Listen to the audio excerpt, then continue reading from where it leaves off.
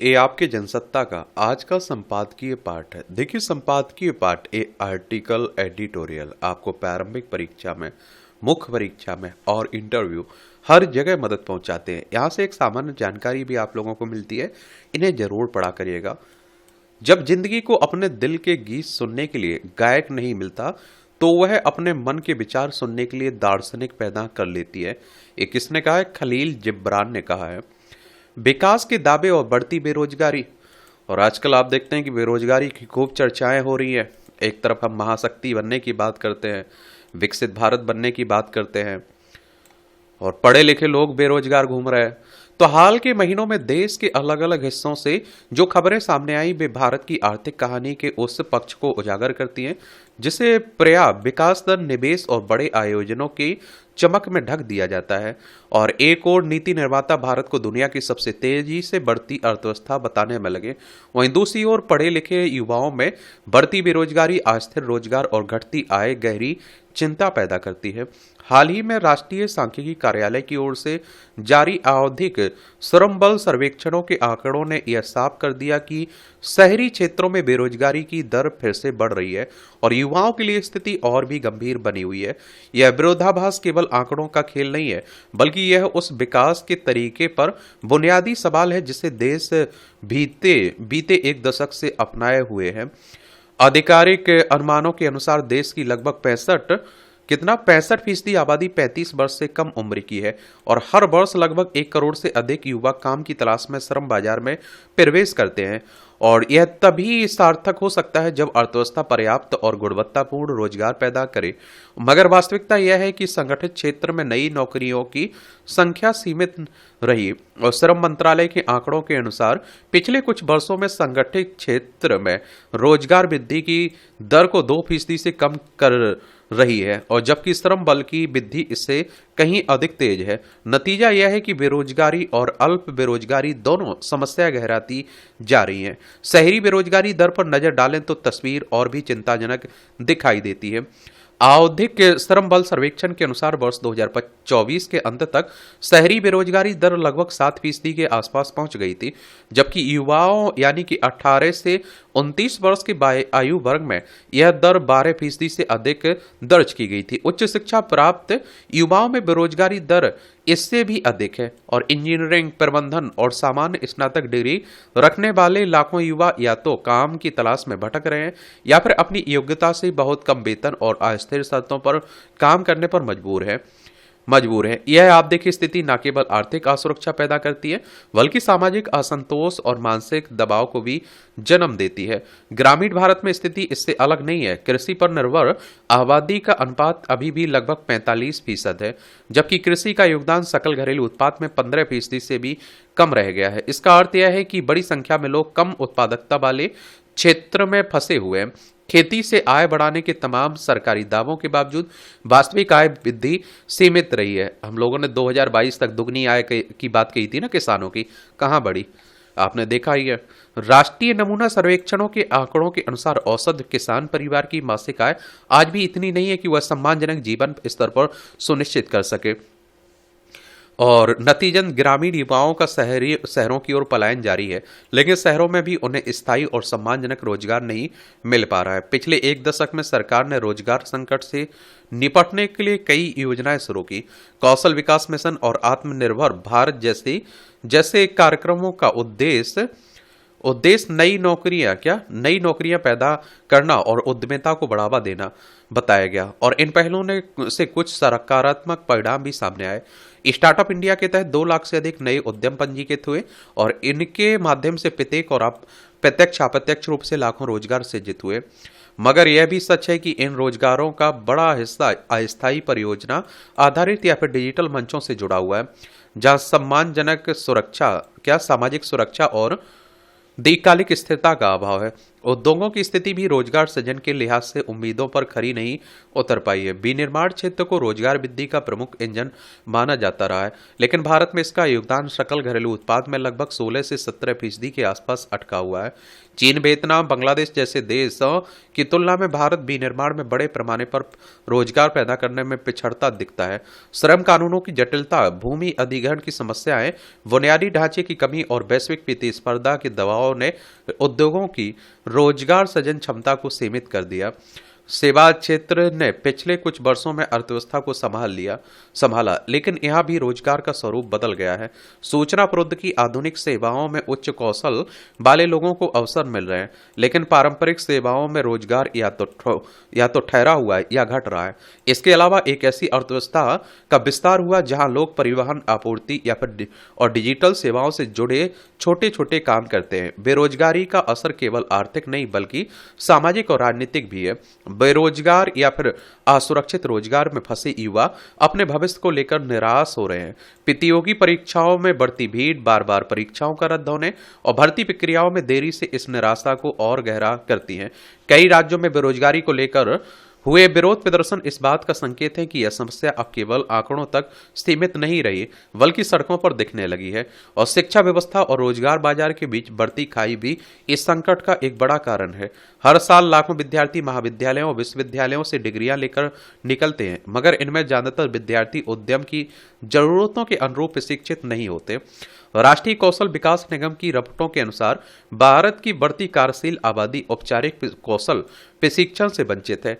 नतीजतन कंपनियां कुशल श्रमिकों की कमी की शिकायत करती हैं और युवा रोजगार न मिलने की यह विरोधाभास नीति और क्रियान्वयन दोनों स्तरों पर व्यापक सुधार की मांग करता है। महिलाओं की इस स्थिति इस पूरे परिदृश्य में विशेष रूप से चिंताजनक है।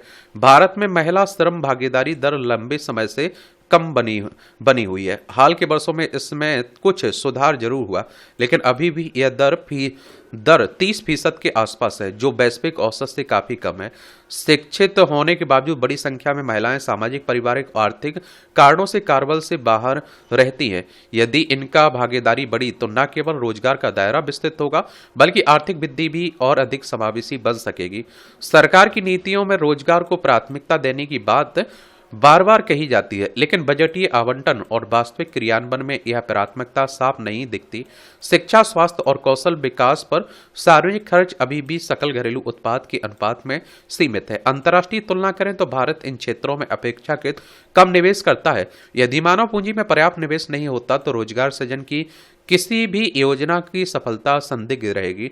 इस पूरे परिदृश्य में सबसे बड़ा सवाल यह है कि भारत किस तरह के विकास की ओर बढ़ रहा है।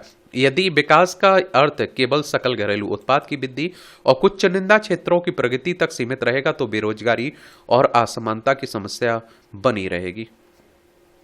बाकी आप लोग क्या सोचते हैं, बताइए आप लोग। मनोबल की नौका। जीवन एक अथाह समुद्र के समान है, कभी शांत कभी उग्र। जीवन में परिस्थितियों की लहरें जब उठती हैं तो मनुष्य के भीतर छिपे भय, आशंकाएं और अनिश्चितताएं सतह पर आ जाती हैं। ऐसे प्रतिकूल समय में जो एकमात्र साधन हमें डूबने से बचाए रखता है वह है मनोबल। मनोबल दरअसल उस नौका की तरह है जो भयंकर तूफानों के बीच भी हमें दिशा देती है, संतुलन सिखाती है और किनारे तक पहुंचने की उम्मीद बनाए रखती है। साधन अल्प और अपर्याप्त हो, परिस्थितियां विपरीत हों तथा भविष्य धुंधला दिख रहा हो, फिर अगर मनोबल सुदृढ़ है तो यात्रा की सफलता सुनिश्चित है। मनोबल कोई जन्मजात उपहार नहीं है, बल्कि यह अनुभवों, विश्वासों और मूल्यों से निर्मित एक जीवंत शक्ति है। यह आत्मविश्वास से थोड़ा सा अलग है, लेकिन उसके साथ गहराई से जुड़ा है। आत्मविश्वास अक्सर क्षणिक उपलब्धियों से पोषित होता है, जबकि मनोबल दीर्घकालिक धैर्य, संकल्प और आशा से निर्मित होता है। जब पराजय सामने खड़ी हो तब क्षण भर के लिए आत्मविश्वास तो डगमगा सकता है, लेकिन मनोबल हाथ थामे रखता है और कहता है आज प्रतिस्पर्धा की तीव्रता, सूचना का अति भार, सामाजिक तुलना और त्वरित सफलता के दबाव में ने मन और को अस्थिर बना दिया। असफलता को जीवन का स्वाभाविक पड़ाव मानने के बजाय उसे यात्रा का अंत समझ लिया जाता है और इसलिए मनोबल की नौका बार बार डगमगाती है और तूफान तो आएंगे ही। प्रश्न यह है कि हमारे मनोबल की नौका कितनी मजबूत है। जिसके जीवन में उद्देश्य सुस्पष्ट होता है, उसके लिए बड़ी से बड़ी कठिनाइयां और विषम परिस्थितियां भी अर्थपूर्ण हो जाती हैं। निश्चित और दिशा युक्त उद्देश्य संघर्ष को भी निश्चित दिशा प्रदान करता है। उद्देश्य कोई बहुत विशाल लक्ष्य ही हो, यह आवश्यक नहीं है। उद्देश्य के रूप में ईमानदारी युक्त श्रम, सेवा भाव या फिर आत्मविकास का संकल्प भी हो सकता है। दूसरा महत्वपूर्ण आधार है अनुशासन और नियमितता है। मनोबल आकस्मिक प्रेरणा से नहीं बल्कि सतत और नियमित अभ्यास से मजबूत होता है। समय पर उठना, कार्य को टालने की प्रवृत्ति से बचना तथा छोटे छोटे लक्ष्यों को पूरा करना, ये सब मन के भीतर विश्वास का निर्माण करते हैं। प्रत्येक पूर्ण लघु लक्ष्य मनोबल की नौका में एक मजबूत पटरा जोड़ देता है। तीसरा आधार है सकारात्मक संवाद। हम स्वयं से क्या कहते हैं, यह अत्यंत महत्वपूर्ण है। नकारात्मक आत्मसंवाद मनोबल को भीतर में से खोखला कर देता है और इसके विपरीत यथार्थवादी आशामय संवाद जो कठिनाइयों को अंगीकार करते हुए समाधान खोजता है, मनोबल की नौका के लिए पतवार की भूमिका अदा करता है। इस बात विशेष रूप से उल्लेखनीय है कि यहाँ विवेक रहित आशा नहीं बल्कि विवेकपूर्ण तथा उद्देश्यपरक आशा की बात है। चौथा आधार है परस्पर सहयोग, समन्वय और संबंध। मनोबल की नौका दरअसल एक पतवार से नहीं चलती, इसको गति प्रदान करने के लिए अनेक पतवारों का होना अनिवार्य है। परिवार, मित्र, समाज और सहकर्मी, ये सभी हमारे मनोबल की नौका के सहयात्री है। संकट में साझा किया गया दुख परिणाम में आधा रह जाता है और साझा की गई आशा परिणाम में दुगनी हो जाती है। समाज में संवाद और संवेदना का अभाव मनोबल को कमजोर करता है, इसलिए स्वस्थ संबंधों का निर्माण नितांत आवश्यक है। और धैर्य व्यक्ति को समय के साथ तालमेल बैठाकर चलना सिखाता है, नौका के लहरों के संतुलन में रखता है। धैर्य का अर्थ निष्क्रियता नहीं, नियंत्रण, लेकिन बिना विचलित हुए शांतिपूर्वक पैटर्न है। यह एक ऐसा अमूल्य गुण है जो व्यक्ति को थकान के क्षण में भी उत्साहपूर्वक एक कदम और बढ़ाने की शक्ति देता है। आध्यात्मिकता भी मनोबल की नौका को आवेग प्रदान करती है। यहाँ आध्यात्मिकता से आशय किसी संकीर्ण धार्मिक अर्थ में नहीं बल्कि जीवन के व्यापक अर्थबोध के रूप में है। और जब आप देखिए व्यक्ति अपने जीवन को किसी बड़े उद्देश्य से जोड़ता है तब छोटी असफलताएं उसे तोड़ नहीं पाती। उद्देश्य की ओर देखकर ही मनोबल की दिशा तय होती है। बिना उद्देश्य के मनोबल क्षणिक एवं अस्थायी होता है, जबकि उद्देश्य के साथ वह दीर्घकालिक रूप ग्रहण कर लेता है। मनोबल की नौका की गतिशीलता को बनाए रखने के लिए स्वयं की देखभाल अनिवार्य है।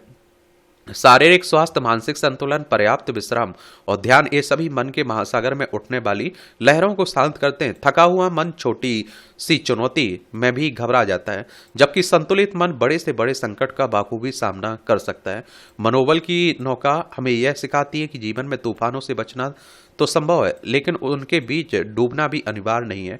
मनोबल गिरने के बाद उठने का साहस देती है, असफलता के बाद भी प्रयास की सततता के लिए प्रेरणा देती है। जब मनोबल सुरक्षा एवं सशक्त होता है तब भविष्य भय का नहीं, संभावना को समुद्र बन जाता है।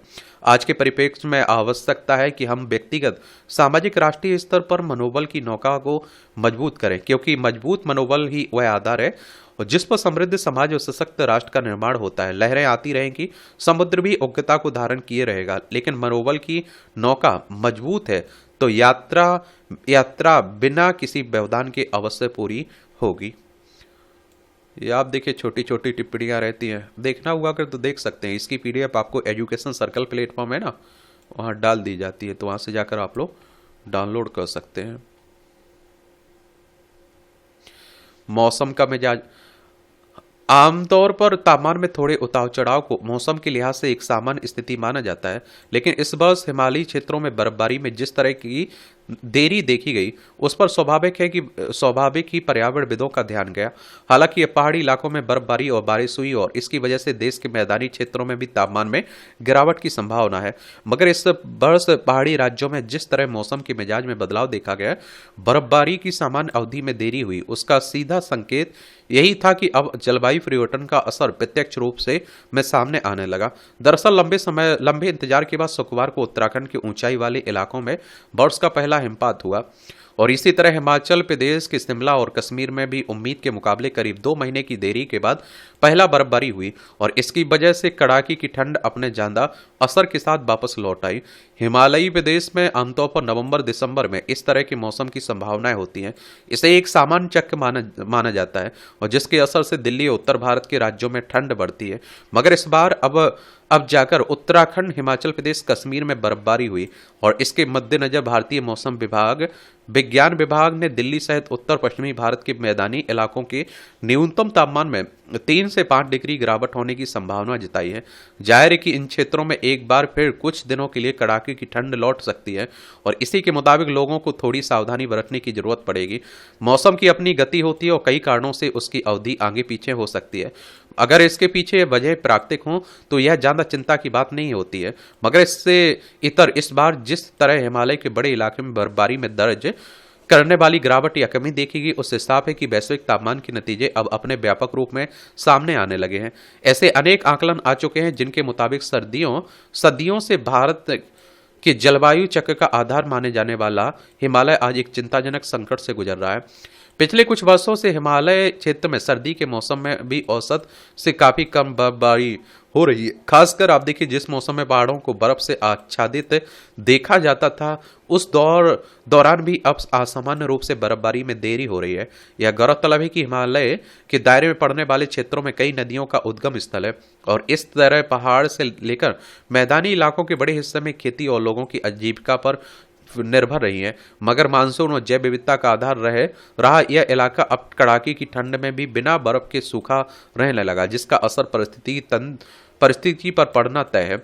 अब इस मौसम में किसी सामान्य उतार चढ़ाव की बजाय जलवायु परिवर्तन के नतीजों के तौर पर देखा जाने लगा है। वैश्विक ताप में बढ़ोतरी का एक परिणाम यह भी है कि ठंड के मौसम में अगर थोड़ी बहुत बर्फबारी हो तो भी वह पिघल जाती है। ऐसे में हिमखंडों में सिकुड़न भी एक स्वाभाविक नतीजा है। इसका असर पहाड़ों की स्थिरता पर भी पड़ेगा। शायद यही वजह है कि हाल के वर्षों में पहाड़ी इलाकों में आपदाओं का संकट भी गहराता गया है।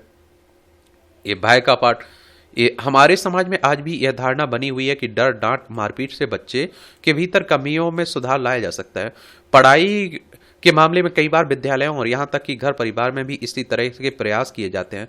हालांकि शिक्षा संस्थानों में पढ़ाई के दौरान बच्चों के साथ आक्रामक व्यवहार पर कानूनी रूप से पाबंदी है, फिर भी ऐसी घटनाएं अक्सर सामने आती रहती हैं। विद्यालय में अगर किसी बच्चे के साथ मारपीट होती है तो उसे उम्मीद और भरोसा होता है कि उसके अभिभावक सुरक्षा के लिए आगे आएंगे, मगर जब कोई अभिभावक ही पढ़ाई के लिए अपने बच्चे से मारपीट करने लगे तो उसे किस तरह की मानसिकता कहा जाएगा। हरियाणा के फरीदाबाद में हाल ही में एक ऐसी ही घटना सामने आई जिसमें सामाजिक एवं पारिवारिक संवेदनाओं सुरक्षा पर सवाल खड़े कर दिए। खबरों के मुताबिक एक पिता ने अपनी 4 वर्षीय बेटी को घर पढ़ाते समय 50 तक गिनती न लिख पाने के कारण इस कदर पीटा कि उसकी मौत हो गई। अब सोच लीजिए, यह गंभीर चिंता का विषय है कि इस तरह की धारणा कैसे बना ली जाती है कि भय या फिर मारपीट से बच्चों में पढ़ने लिखने की क्षमता बढ़ जाती है।